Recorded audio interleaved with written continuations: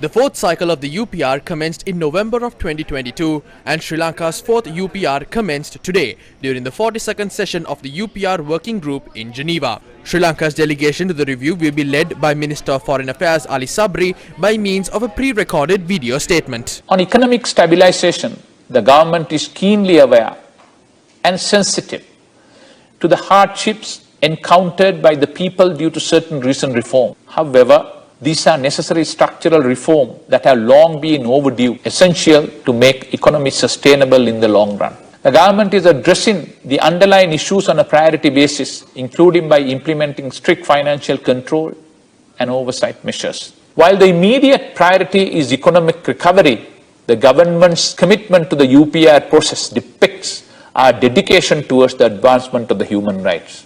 We emphasise the importance of reconciliation, justice and accountability for all communities, independent domestic institutions, the preservation of civil society space and the repeal of the Prevention of Terrorism Act. We recommend that Sri Lanka allow all its communities freely to commemorate and memorialise victims of the civil war. However, we are concerned by reports of abuses by members of the security forces, the use of anti-terror legislation to detain human rights defenders, and the rise in corruption. We recommend that Sri Lanka, 1, replace the Prevention of Terrorism Act, cease arbitrary detentions for freedom of expression, and ensure legislation is aligned with international human rights standards. End impunity for human rights violations, abuses, and harassment, especially against members of ethnic and religious minority communities, by holding those responsible to account, including security forces and government officials, and implementing HRC resolution commitments. China has said it has 3 recommendations to Sri Lanka. First, continue to promote economic and social development, raise people's living standards, and strengthen social security system. Second, continue to create favorable conditions for women to participate equally in political, economic, and public life. Thirdly, continue to engage constructively with all parties concerned in order to achieve national reconciliation. India recommends the following. Continue with policy measures to strengthen Sri Lankan economy and combating poverty and its impact on the vulnerable segments, including the Indian origin Tamils. Continue to take measures to ensure that fundamental freedoms and human rights of all its citizens, in particular all Tamil-speaking citizens, are fully protected.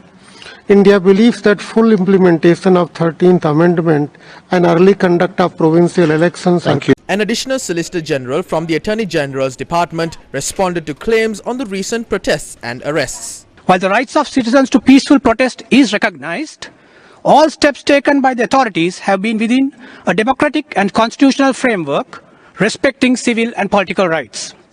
Any arrest made by the authorities in instances where protests exceeded the peaceful realm has been so taken in the interest of national security and preservation of public order, in accordance with the laws of the country and subject to judicial oversight. It is reiterated that any protest must be carried out within the framework of the law, while ensuring that no criminal or unlawful activity is committed in the process of or in the guise of such protests.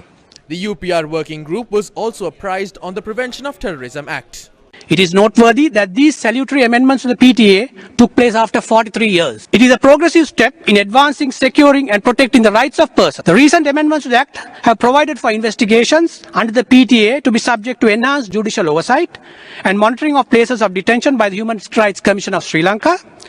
Further, the amendments uphold the right of the detainees to legal representation and the right to communication with their relatives. The amendments already adopted are an interim measure towards the promulgation of a more comprehensive anti-terror legislation.